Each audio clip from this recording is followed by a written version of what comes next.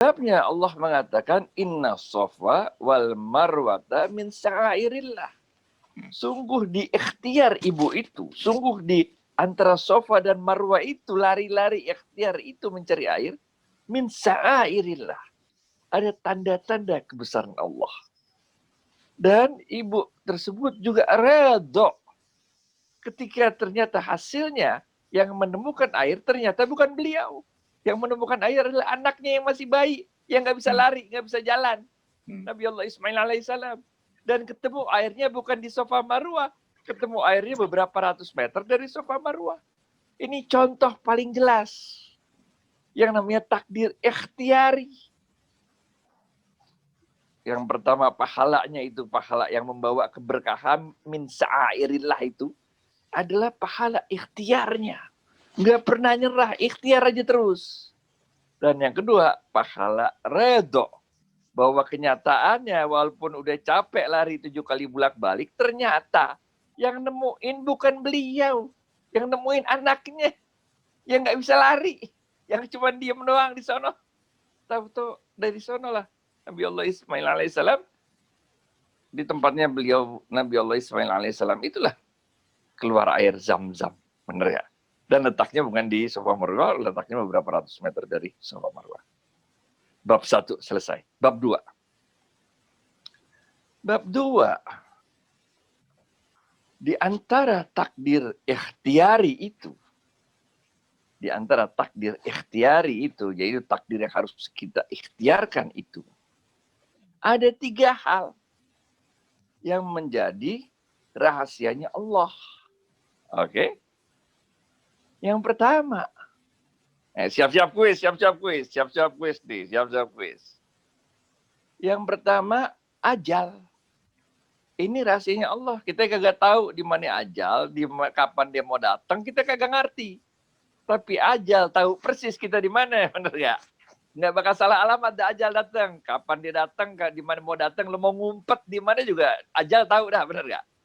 Nggak bisa diapa-apain, la yastakhiruna sa'ata wa la yastaqdimun. Nggak bisa dimundurin dikit, nggak bisa dimajuin dikit. Nah itu namanya ajal. Oke. Yang kedua, rezeki. Rezeki juga begitu, kita kagak ngerti rezeki di mana. Kapan datangnya, seberapa gedenya kagak ngerti. Tapi rezeki tahu persis kita di mana. Tahu persis dia kapan mesti datang. Tahu persis berapa dia harus datang. Nah ini rezeki.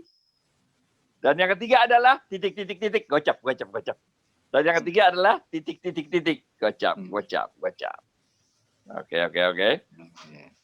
Ini adalah takdir ikhtiari yang 3 di antaranya itu adalah rahasianya Allah. Benar ya? Oleh karena itu, karena rahasia Allah ya kita bagaimana? Benar gak? Kagak ngerti dong. Karena kagak ngerti, ya udah ikhtiar aja. Nanti apapun hasilnya, redho. Benar gak? Oke. Bab 2 selesai. Oke. Nah, kita mau masuk nih. Kita akan coba ya. Pada kali ini kita akan coba kasih materi yang agak agak berat dikit lah, atau agak baru dikit lah, bener ya? Pelan-pelan nih, karena kita akan coba perlahan-lahan. Karena kalau dijebrekin semua juga pasti bingung, bener. Oke, pelan-pelan ya, oke. Bab 3. Bab 3, kita akan bahas tentang jenis-jenis rezeki. Nah, ini, oke. Bab 1 kita udah bahas tadi, ada 2 takdir. Takdir mutlakon, takdir ikhtiari. Oke. Bab 2 kita udah bahas bahwa takdir ikhtiari ada 3 hal yang jadi rahasia Allah. Benar gak? Sekarang bab 3. Kita akan bahas jenis-jenis rezeki yang diatur atau yang disampaikan oleh Allah dalam Al-Quran. Oke? Siap-siap nih. Ini ada 8 pertanyaan nih. Oke? Nanti jawab sendiri. Siap-siap nih. Buka Google atau buka Quran, siap-siap. Karena pertanyaannya mengenai Quran surat sekian, namanya surat apa ya? Benar nggak? Bentar, pertanyaannya gitu tuh. Ada 8 pertanyaan. Semua isinya adalah misalnya gini. Quran surat pertama, namanya surat apa? Gitu. Al-Fatihah, benar nggak? Quran surat ke-30. Surat terakhir, namanya surat apa? An-Nas, gitu ya, gitu. Oke. Ada 8 pertanyaan. Jadi ente siap-siap buka Google atau siap-siap buka daftar isi Quran ya. Jadi pertanyaannya surat Quran surat kesekian, namanya surat apa? Oke. Bab 3. Pak Ustadz, bisa nanti setelah pertanyaan ini semenit kemudian kan jawabannya banyak nih, bisa langsung ada jawabannya Pak Ustadz ya, biar nanti karena yang pertama belum tentu benar juga jawabannya. Itu panitia aja yang nentuin dah. Salah benerin aja dah. Siap, ini semangat banget nih. Silakan Ustadz lanjutkan. Ini kan kita mengembirakan orang yang mencari ilmu, bener gak? Mengembirakan orang yang mau mendekatkan diri kepada Allah, bener gak? Kan udah hebat ini, subuh-subuh ikutan join Zoom. Kabar kejadian. Ada yang ngantuk nih, cari rezeki pagi hari nih. Mencari gope pagi hari. Lanjut Ustadz, lanjut. Oke ya, bab 3 ya. Kita akan bahas 8 jenis rezeki. 8 jenis rezeki yang diatur oleh Allah, yang disampaikan oleh Allah dalam Al-Quran. Oke.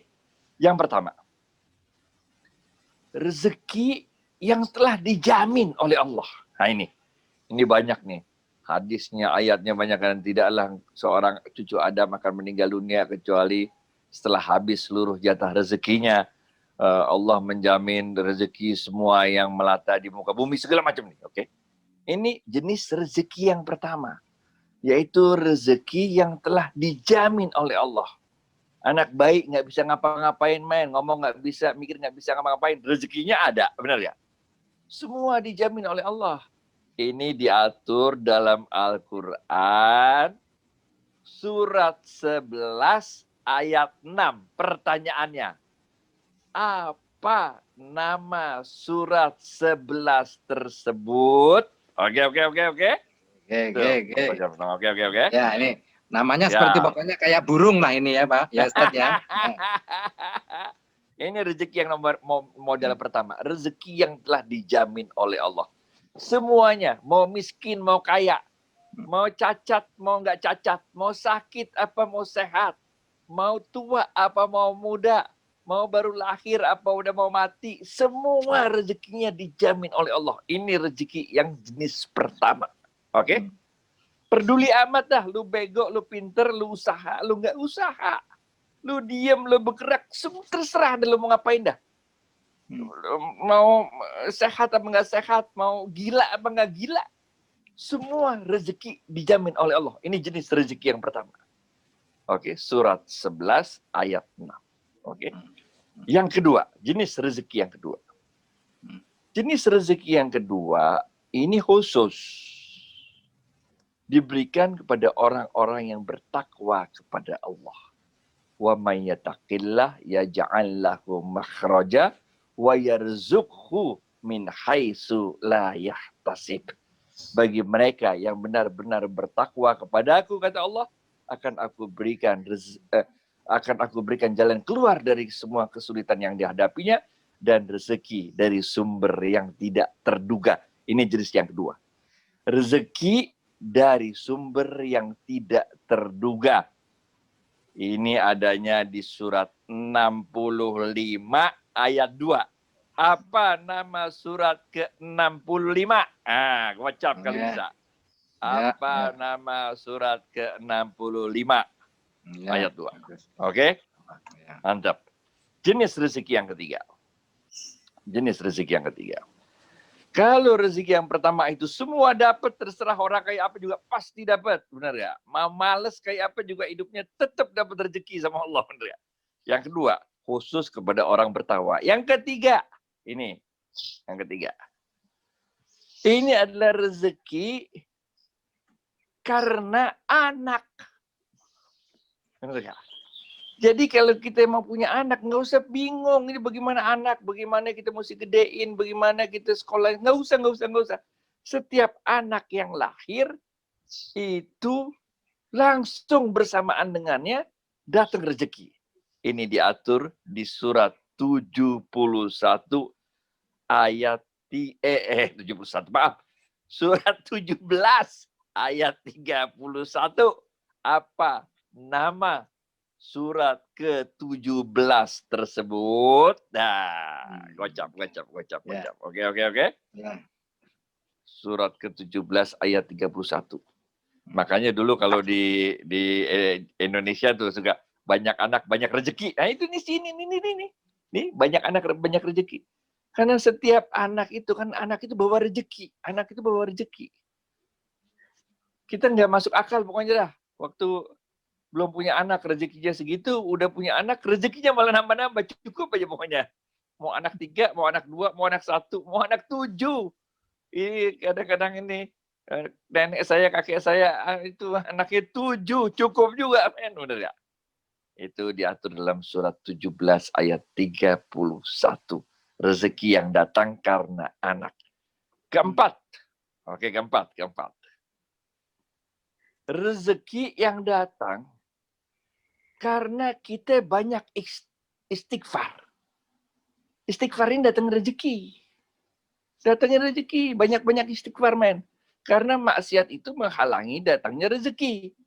Nah, kalau maksiat menghalangi datangnya rezeki, maka kita kudu banyak istighfar. Karena istighfar ini akan mendatangkan rezeki. Ini diatur dalam surat 71 ayat 10 sampai ayat 11. Pertanyaan, apa nama surat ke-71? Oke. Ya. Surat 71 ayat 10 sampai ayat 11. Oke. Banyakin istighfar. Rasulullah SAW itu istighfar terus. Walaupun beliau itu maksum, udah diampuni, dia hindarkan dari segala dosa, tidak punya dosa. Tapi beliau selalu istighfar. Oke. Yang ke berapa sekarang? Kelima, Ustaz. Kelima. Oke. Yang kelima ada rezeki yang datang karena menikah. Ini. Jadi kalau mau nikah, udah ente jangan lewat banyak mikir. Nikah aja, ntar habis nikah, itu rezeki datang. Bener gak? Ya. Ada yang tertawa ini, Ustaz. Yang ketawa. Rezeki yang datang karena menikah. Ini diatur dalam surat 24 ayat 32. Pertanyaan, apa nama surat ke-24? Oke. An-Nur, ya. Nah, dikasih tahu.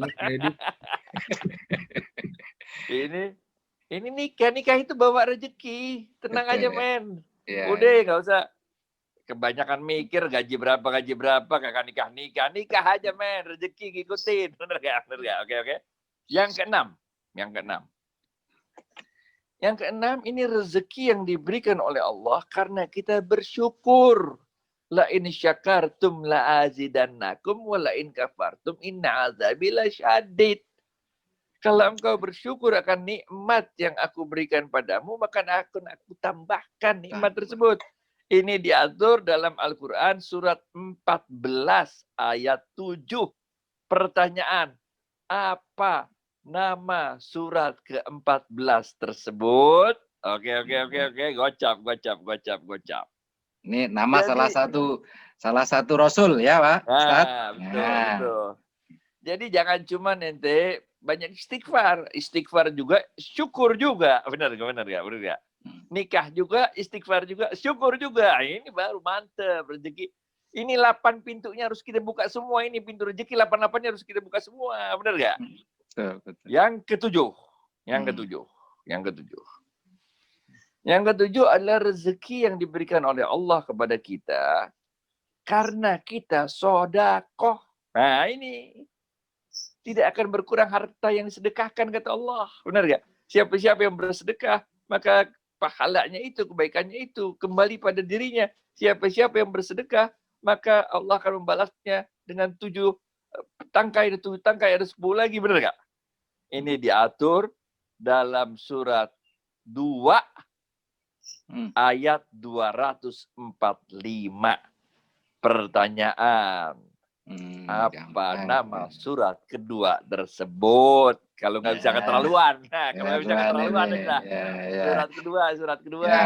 Surat kedua yang jumlahnya 286 ayat ya Ustaz ya. Mantap. Terakhir. Ya, ayat 8. Ya. Pas, okay. Rezeki yang ke-8 sekarang ya. Yaitu rezeki yang datangnya karena usaha kita. Nah, ini baru masuk ini. Karena usaha kita. Rasulullah SAW mengatakan, waktu itu ada orang, beliau ketemu, lalu beliau ini mencium tangan Rasul. Waktu beliau ini mencium tangan Rasul, Rasul merasakan tangannya kasar. Rasul mengatakan, kenapa tanganmu begitu kasarnya ini? Begini kok, tangan kasar banget, kata dia. Kemudian orang itu menjawab, ya Rasulullah, aku kerjanya tukang batu. Rasulullah SAW kemudian mencium tangan tersebut. Tangan inilah yang diberkahi Allah, kata Rasulullah SAW. Benar gak? Dalam hadis lain diceritakan siapa-siapa suami-suami yang pergi pagi-pagi mencari rezekinya untuk keluarganya, untuk istrinya, untuk anaknya, untuk orang tuanya, maka dia sama juga pergi berjihad. Benar gak? Banyak nih hadis yang model kayak begini. Benar? Ini diatur dalam Al-Quran surat 53 ayat 39. Oke? Pertanyaan, apa nama surat ke-53 tersebut? Oke. Mantap ini. Baik, jadi para pejuang subuh semua, ini udah mulai terang di rumah saya nih, berarti udah jam berapa nih? Udah mau habis berarti waktunya kan? Bukan, Mas, baru jam 6 Ustadz. Ya, udah jam 6 udah cukup dah, udah ya. Jadi pada pertemuan kali ini kita telah bahas 3 bab. Saya ringkas, saya rangkum sekarang ya. Pada pertemuan ini kita telah membahas 3 bab. Bab pertama kita membahas tentang 2 jenis takdir. Yaitu takdir mutlakon yang tidak bisa kita rubah, tidak bisa kita ikhtiarkan. Contohnya adalah kita tidak bisa memilih siapa orang tua kita. Dan yang pahalanya satu, yaitu ketika kita redho menerima takdir tersebut. Yang kedua adalah takdir ikhtiari, yaitu takdir yang harus diikhtiarkan. Nah, untuk takdir ikhtiari ini ada 2 pahala. Yang pertama adalah pahala ketika kita ikhtiar. Dan yang kedua adalah pahala ketika kita redho akan takdir Allah apapun hasil dari ikhtiar kita tersebut. Bab 2 bicara tentang mohon maaf. Bab 2 bicara apa tadi? Oh, bab 2 bicara bahwa bagian dari ikhtiari ada 3. Itu, bahwa takdir ikhtiari itu ada 3 yang menjadi rahasianya Allah. Yaitu pertama ajal, kedua itu adalah rezeki, yang ketiga kuis adalah jodoh. Benar ya? Kuis siapa itu ya? Iya, betul. Kuis. Oke. Ketiga bab 2 selesai. Bab 3 kita bicara mengenai 8 jenis rezeki. Dari 8 jenis rezeki itu kita faham bahwa rezeki itu banyak pintunya. Benar ya? Nah, dari banyak pintu itu kita bahas satu persatu. Yang pertama adalah rezeki yang telah dijamin oleh Allah. Jadi kita tenang aja, rezeki jamin Allah, rezeki jamin Allah. Ya boleh, tapi baru satu pintu doang itu. Pintu rezeki yang telah dijamin oleh Allah. Kalau mau cuma gitu doang, ya udah gitu doang aja, udah hidup lu dah. Benar ya? Mau orang kafir, mau orang musyrik, mau orang munafik, mau orang apa juga, rezekinya dijamin Allah, men. Benar ya? Ente mau buat kerusakan, durhaka, kayak apa, kayak musyrik, kayak murtad, kayak rezeki dijamin sama Allah. Itu rezeki jenis pertama. Rezeki jenis kedua adalah rezeki khusus buat orang yang bertakwa. Yaitu rezeki yang tidak terduga. Yang diatur tadi, wa may yattaqillah yaj'al lahu makhraja wa yarzuqhu min haitsu la yahtasib. Rezeki jenis ketiga adalah rezeki karena kita punya anak. Anak itu titipan dari Allah. Anak itu amanah dari Allah. Benar ya?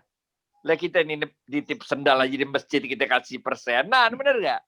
Kita parkir mobil aja kita kasih persenan, orang yang kita titipin suruh jaga mobil, bener nggak? Lah Allah nitip anak sama kita, Allah kasih amanah anak sama kita, Allah kasih persenan kita, bener nggak? Ini rezeki yang ketiga, rezeki yang muncul karena kita punya anak. Yang keempat adalah rezeki yang muncul karena kita banyak istighfar. Karena maksiat itu menghalangi kita dari rezeki. Nah, kalau kita banyak istighfar, maka penghalang rezeki itu hilang. Oleh karena itu, kita harus banyak istighfar biar rezekinya muncul, biar pintu rezeki yang berikutnya muncul. Benar nggak? Yang berikutnya, yang kelima, adalah rezeki karena kita menikah. Nikah ini sunnahnya Rasul. Siapa yang ngikutin sunnahnya Rasul, dah udah rezeki suka aja sama dia, bener gak? Nah, ini kita juga jangan takut untuk nikah. Bener gak? Itu ada dalam ayat Al-Quran, siapa-siapa yang takut menikah karena miskin, maka ketahuilah Allah yang akan menjamin rezekinya. Jadi kita nikah biar rezekinya mancur, bener gak? Biar kebuka lagi pintu rezeki berikutnya. Yang keenam, kita harus banyak bersyukur. Siapa-siapa yang bersyukur, kata Allah, akan aku tambahkan nikmatku padanya. Jadi kita kudu banyak bersyukur. Yang keenam nih. Yang ketujuh, harus banyak sedekah. Khairun nas anfa'um linnas. Benar ya? Banyak sedekah. Kalau kita banyak sedekah, ntar baliknya lebih banyak lagi buat kita. Benar ya? Itu pintu rezeki yang berikutnya. Yang ke-8, pintu rezeki. Ini yang baru kita nanti bahas dalam pertemuan-pertemuan berikutnya. Yaitu pintu rezeki karena kita usaha. Nah, benar gak? Kalau kita usaha ini, maka Allah senang sama kita karena kita usaha. Benar ya? Sehingga kita akan dibukakan lagi pintu rezeki yang ke-8, yaitu pintu rezeki karena usaha. Insya Allah dalam pertemuan-pertemuan berikutnya, ingetin saya nanti panitia. Kadang-kadang saya udah lupa nih. Siapa yang undang, siapa yang apa, Zoom mana, saya udah lupa. Ingetin nih bahwa pembahasan kita nih udah sampai ke sini nih, udah sampai ke 8 pintu rezeki. Nanti kita akan bahas satu persatu pintu rezeki ini. Jadi buat teman-teman semua, kita akhirnya saya ingin mengakhiri karena kita mesti siap-siap untuk kerja lagi nih. Ini saya ini nggak ada WFH-an, WFO terus. Karena lagi banyak kerjaan Pak ini, yang urusan bank syariah, asuransi syariah nih. Jadi pagi-pagi udah mesti kabur ke sana. Nah, saya ingin menyampaikan bahwa teman-teman semua, ini yang khusus untuk yang nomor 1 sampai nomor 7 itu kerjain baik-baik. Nomor 8, kita harus siap-siap. Karena kita perkirakan Ramadan ini, yaitu pada tanggal kurang lebihnya 13 Mei, insya Allah kita udah bisa sholat tarawih bareng. Insya Allah pada 13 Maret ini kita udah bisa buka puasa bareng. Walaupun dengan ada protokol kesehatan dan sebagainya ya. Tapi ini ada peluang bisnis. Peluang bisnis karena kita udah bisa tarawih bareng lagi. Udah bisa buka puasa bersama bareng lagi. Ini peluang bisnis, siap-siap dari sekarang. Bener nggak? Ente pikirin tuh gimana caranya buka puasa bareng di masjid tapi protokol kesehatan jalan. Bener nggak? Ente pikirin tuh gimana caranya tarawih di masjid boleh, bener nggak? Tapi protokol kesehatan jalan. Pengurus masjid mikirin tuh gimana caranya supaya yang jualan di masjid malam-malam pas tarawih jangan sampai kerumunan apa segala macam. Bener nggak? Insya Allah selain Ramadan juga Idul Fitri udah bisa kita lakukan. Insya Allah kita doain sama-sama kan. Artinya kita mikir lagi nih. Berarti ada ini bingkisan lebaran apa segala macamnya, peluang bisnis muncul nih. Halal bihalal, benar nggak? Ini pikirin nih. Ini banyak peluang bisnis nih. Ramadan, Idul Fitri, Syawal dengan berbagai halal bihalal yang menjadi tradisi kita. Ini peluang bisnis muncul semua. Lebih dari itu, setelah Ramadan, setelah Idul Fitri, orang siap-siap untuk naik haji. Bener nggak? Naik haji, travel, tour, segala macam perlengkapan, umroh, yang jual korma, yang jual sajadah, yang jual mukena, segala macam ini jalan nih. Insya Allah, benar nggak? Nah, ini kita harus siap-siap. Itu nanti pembahasan di pintu rezeki yang ke-8, yaitu pintu rezeki usaha. Nah, supaya pintu rezeki usaha ini lancar, jangan lupa banyak sodakoh. Kalau laku nggak laku, banyak kan syukur. Yang belum nikah, nikahlah.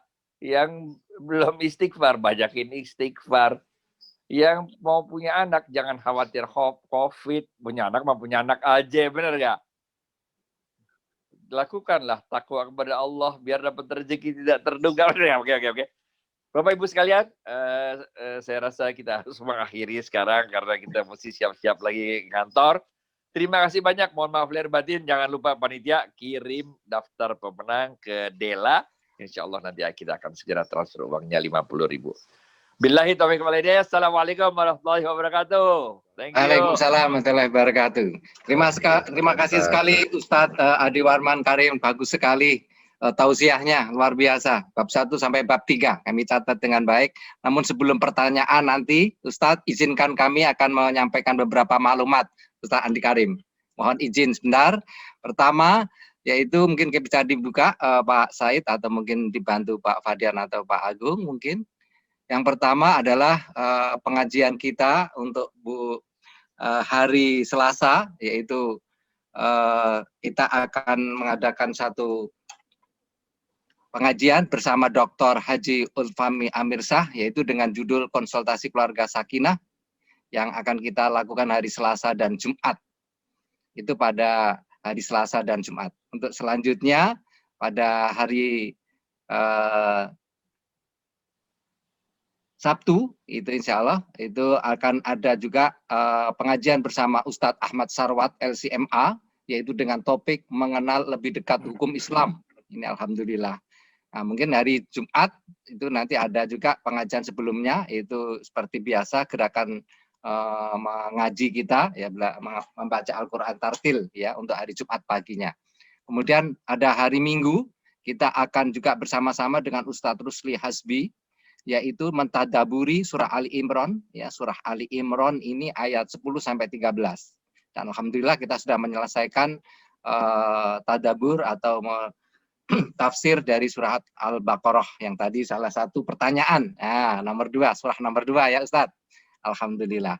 Kemudian pada minggunya itu kita akan jalan-jalan tur dengan para jamaah kita yang ada di Belanda, Nederland ya, bersama nanti para jamaah atau muslim kita mungkin dari Belanda. Mungkin di acaranya bisa disampaikan Pak Fadian.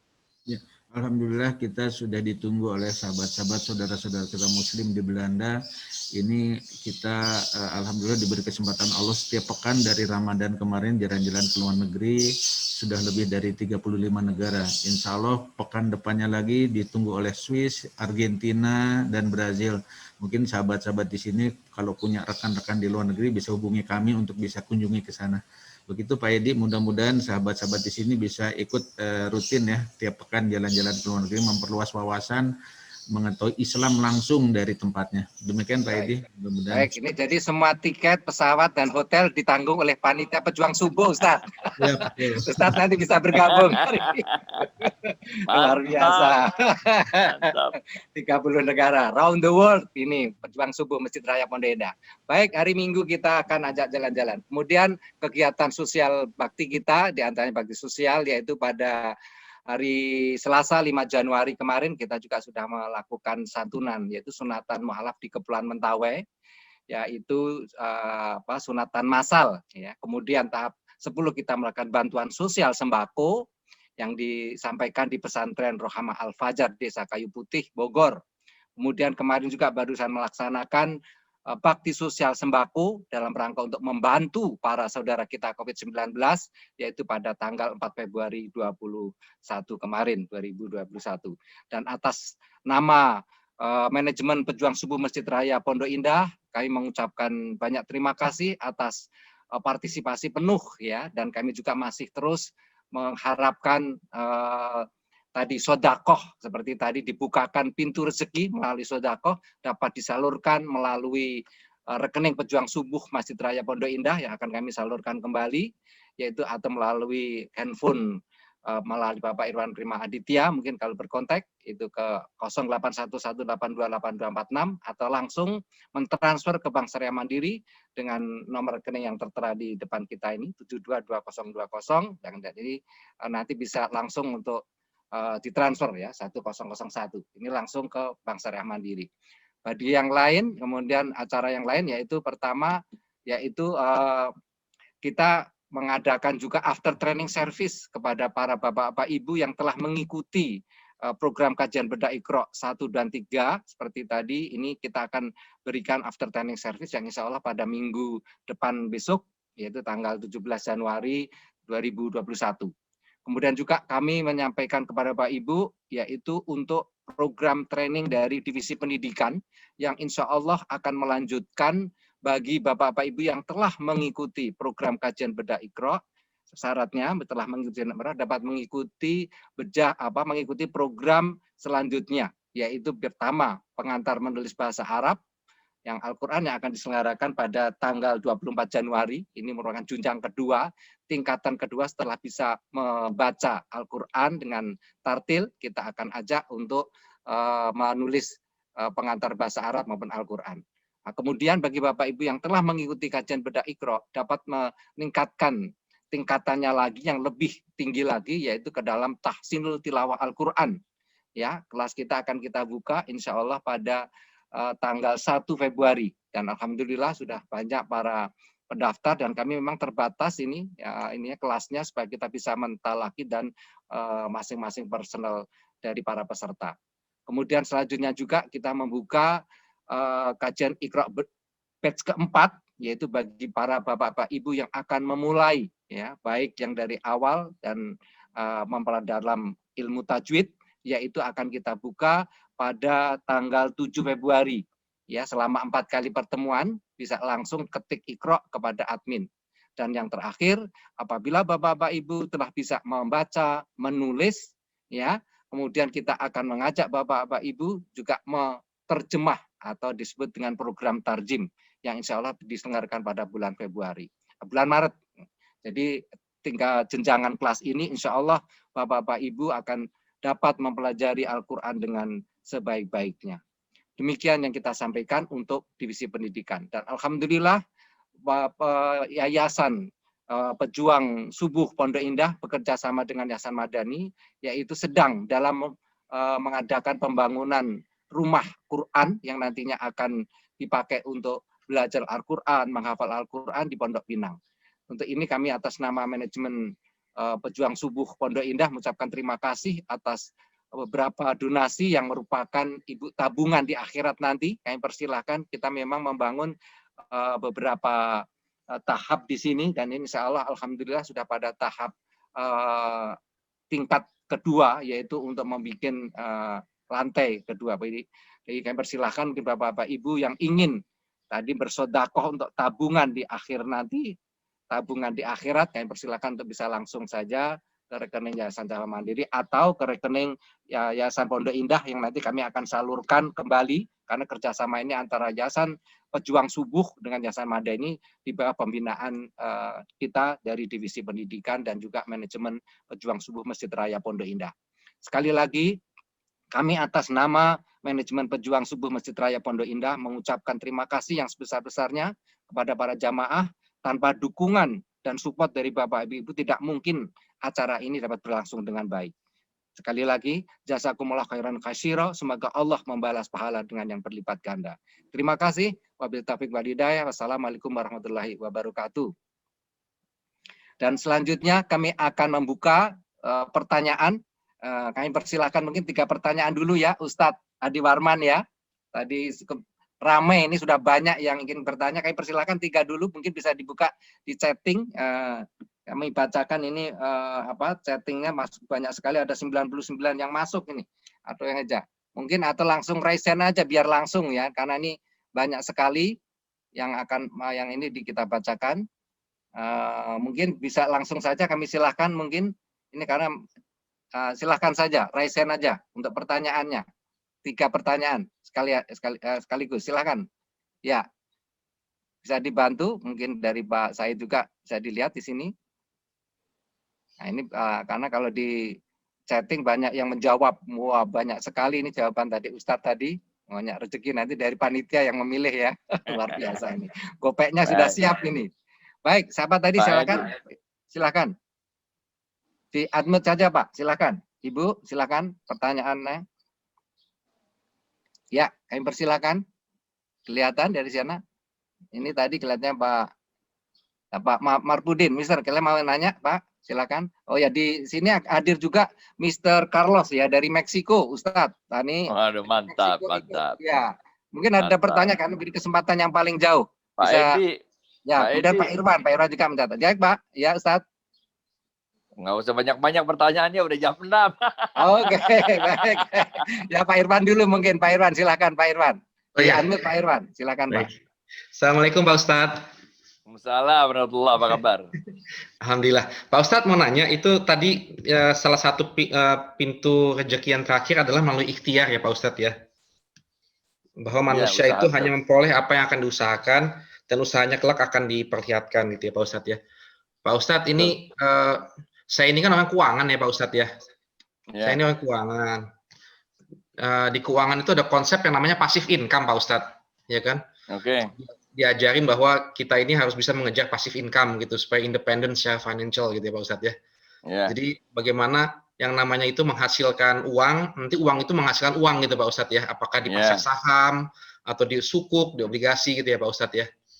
Melihat konsep passive income itu secara Islam itu syariah nggak sih Pak Ustadz bahwa orang itu mengejar passive income sehingga dia tidak perlu lagi untuk berikhtiar gitu loh ke depannya gitu. Uangnya bisa menghasilkan uang gitu Pak Ustadz. Mohon arahannya bimbingan Pak Ustadz, terima kasih. Ini curang, giliran gue aja nanya gampang, giliran lu nanya susah. Mumpung ketemu Pak Ustadz ini. Oke. Gini ceritanya. Sebetulnya passive income itu, there is no such a passive income Pak. Kecuali pintu pertama yaitu rezeki yang dijamin oleh Allah. Tapi dalam ilmu keuangan yang dimaksud dengan passive income sebetulnya bukan passive income beneran. Passive income yang kita maksud dalam ilmu keuangan adalah hasil investasi dari usaha yang kita lakukan, bener gak? Jadi kita usaha dulu, bener gak? Ada usaha dulu. Nah dari usaha itu kemudian baru mengalir income yang terus-menerus yang kita sebut dengan di istilah keuangan sebagai passive income. Sehingga kita tidak kerja luar biasa lagi karena di awalnya sebetulnya kita yang udah keluar kerja menanamkan investasi tersebut. Nah inilah sebetulnya konsep istilahnya itu disebut passive income. Sebetulnya passive income di next steps-nya, benar nggak? Tapi you have to do the first step, benar ya? Kita harus lakukan dulu step pertamanya dulu, yaitu step investasinya dulu. Kemudian baru uang itu bergulir. Di dalam ilmu fikih, hal ini dikenal Pak. Hal ini dikenal dalam istilahnya istismar. Wakalah bil istismar. Di mana kita mewakilkan kepada orang lain, untuk orang lain itu melakukan investasi atas harta kita. Tapi ini pertanyaannya kelewat susah. Udah lompat ini pertemuan kesekian ini. Ini hari ini cuman bahas tentang takdir, bener ya? Rahasia takdir ikhtiari sama 8 pintu rezeki, bener ya? Jadi insya Allah ntar pelan-pelan kita bahas. Tapi dalam dalam kita usaha ini termasuk yang passive income lah.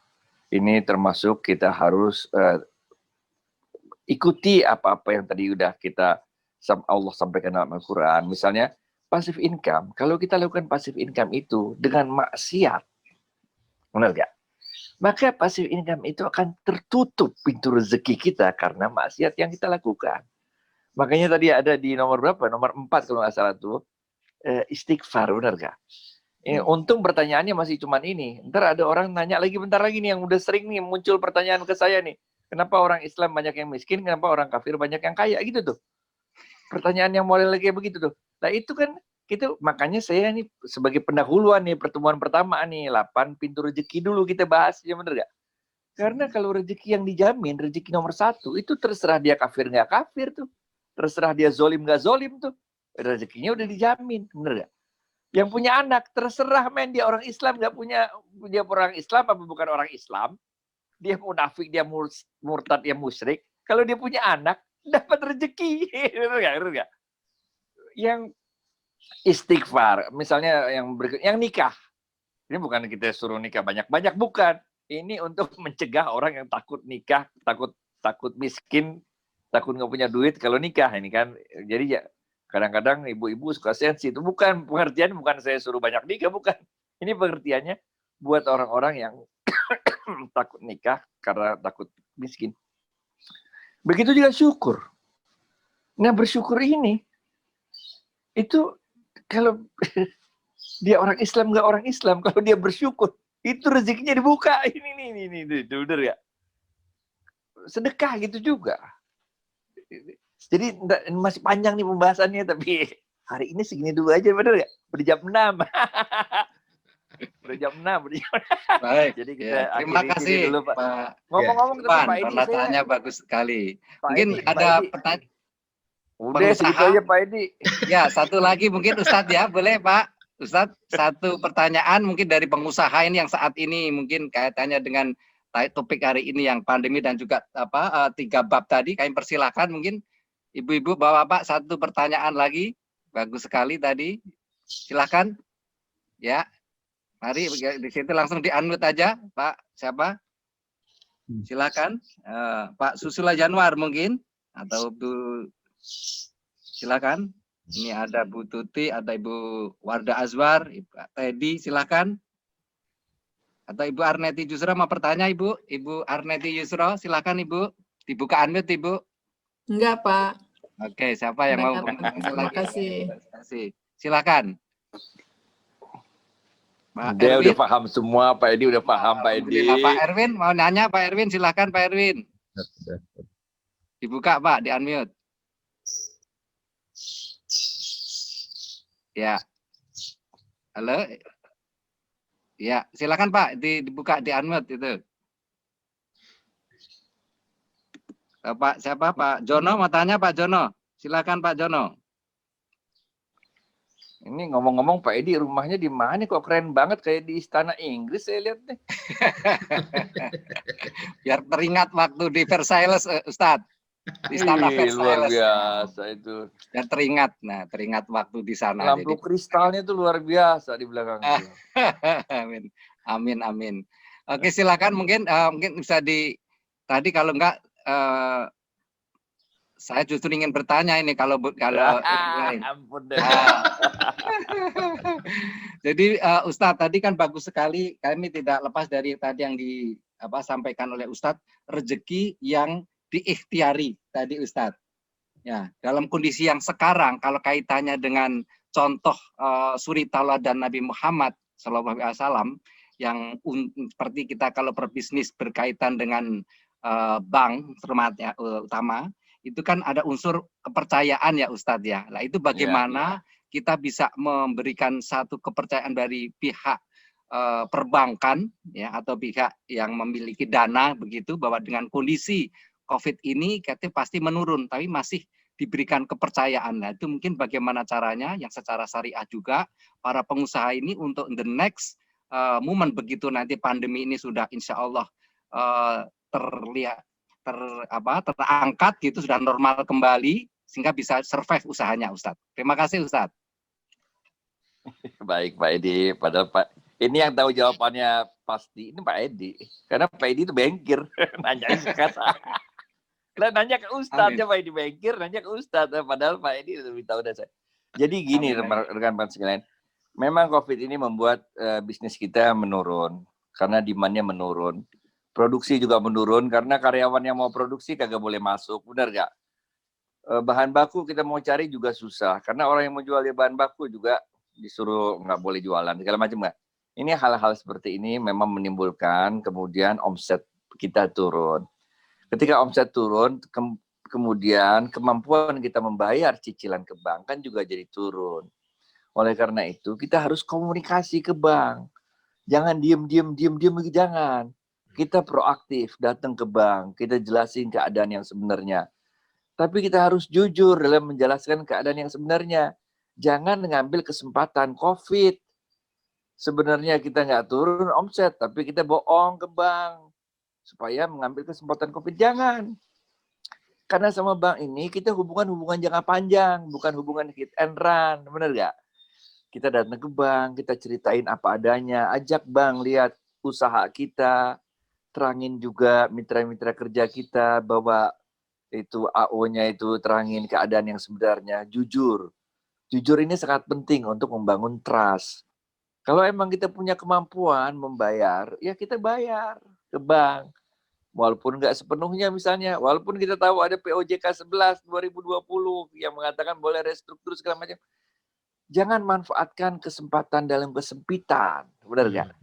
Karena memanfaatkan kesempatan dalam kesempitan itu secara jangka pendek memang menguntungkan, tapi jangka panjang reputasi kita rusak.